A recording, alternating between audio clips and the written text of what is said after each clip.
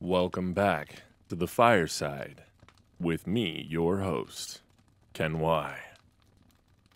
Tonight we'll be reading another story right out of our favorite book right now, Grimm's Complete Fairy Tales. The story that I'll be reading this evening is called The Frog King, or Iron Henry. We don't know what kind of grimness we're about to get into, but I hope that it's a fun ride, as it has been before. Let's begin, shall we? The Frog King, or Iron Henry. In old times, when wishing still helped one, there lived a king whose daughters were all beautiful, but the youngest was so beautiful that the sun itself, which had seen so much, was astonished whenever it shone in her face. Close by the king's castle lay a great dark forest, and under an old lime tree in the forest was a well, and when the day was very warm, the king's child went out into the forest and sat down by the side of the cool fountain. And when she was bored, she took a golden ball and threw it up on high and caught it, and this ball was her favorite plaything. Now it so happened that on one occasion the princess's golden ball did not fall into the little hand which she was holding up for it, but onto the ground beyond, and rolled straight into the water. The king's daughter followed it with her eyes, but it vanished, and the well was deep, so deep that the bottom could not be seen. At this she began to cry, and cried louder and louder, and could not be comforted. And as she thus lamented, someone said to her, "What ails you, king's daughter? Your tears would melt a heart of stone." She looked around to the side from where the voice came, and saw a frog stretch forth its thick, ugly head from the water. "Ah, old water splasher, is it you?" said she. "I am weeping for my golden ball, which has fallen into the well." "Be quiet and do not weep," answered the frog. "I can help you, but what will you give me if I bring your plaything up again?" "Whatever you will have, dear frog," said she. "My clothes, my pearls and jewels, and even the golden crown which I am wearing." The frog answered, "I do not care for your clothes, your pearls and jewels, or your golden crown.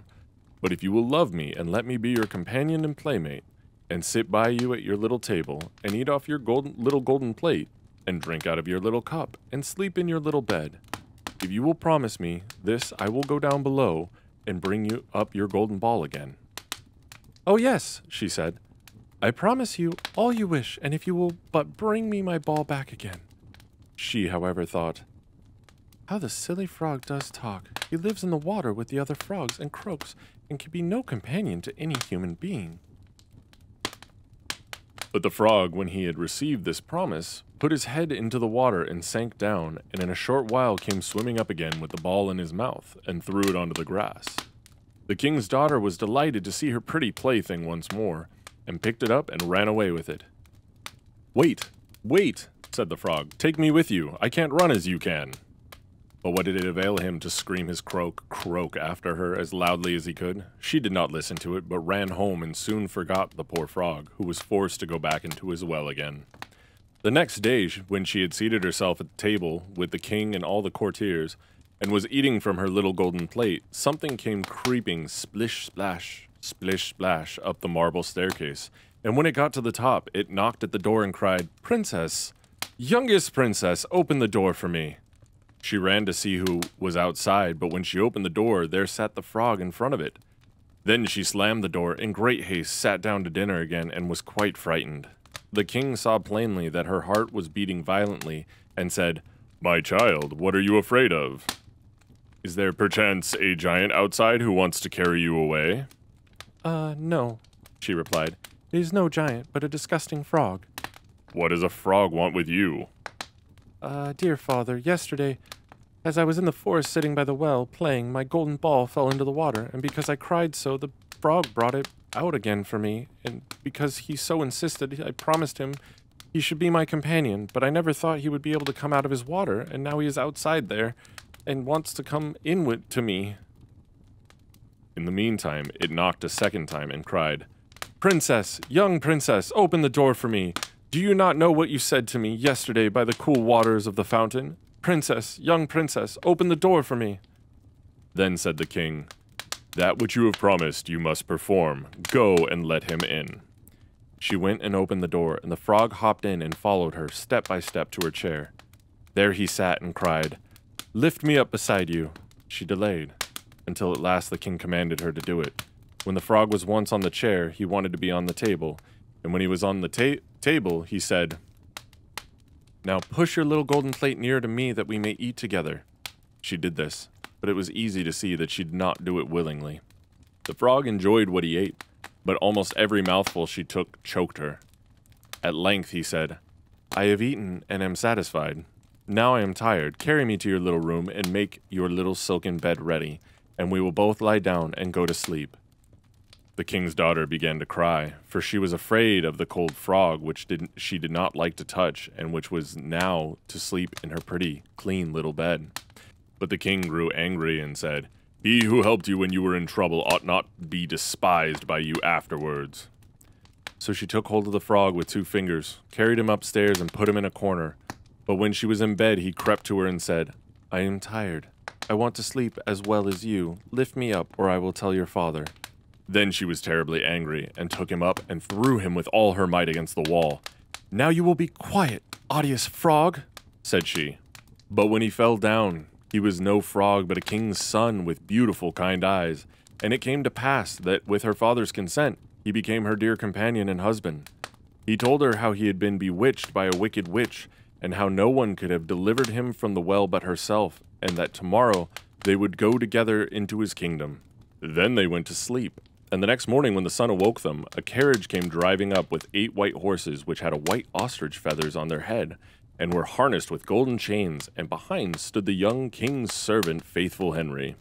Faithful Henry had been so unhappy when his master had changed into a frog that he had caused 3 iron bands to be laid around his heart, lest it should burst with grief and sadness. The carriage was to conduct the young king into his kingdom. Faithful Henry helped them both in, and placed himself behind again, and was full of joy because of this deliverance. And when they had driven a part of the way, the king's son heard a cracking behind him as if something had broken. So he turned round and cried, "Henry, the carriage is breaking." "No, master, it is not the carriage. It is a band from my heart, which was put there in great pain when you were a frog and imprisoned in the well." Again and once again, while they were on their way, something cracked, and each time the king's son thought the carriage was breaking. But it was only the bands which were springing from the heart of Faithful Henry, because his master was set free and was happy.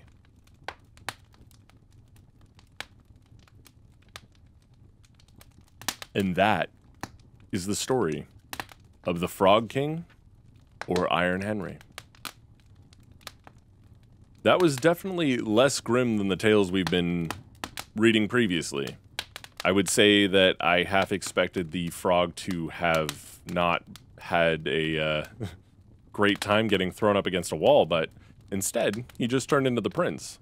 However, it does feel like this story, having been told before, you know, I get it, it's a frog. A lot of people are grossed out by frogs, and that's perfectly fine. But in the movie, if this is to be the Princess and the Frog, well, I'd definitely say that they were a little bit more kind with the way that they told that story, as opposed to it just being pure revulsion and then being like, oh, suddenly I'm okay. That was quite the tale. Thank you for joining me tonight here by the fireside as we read another one of the Grimm fairy tales. We'll be back for some of these very soon. Be sure to like and subscribe if you're watching this on YouTube. Love it if you leave a comment, give me some feedback, or just tell me what your favorite part of the story was about. If you're listening to this on Spotify, Apple Podcasts, Google Podcasts, wherever it may be sure to follow the podcast so you know when the next episode drops. And thank you again for joining me tonight here by the fireside. We'll catch you next time.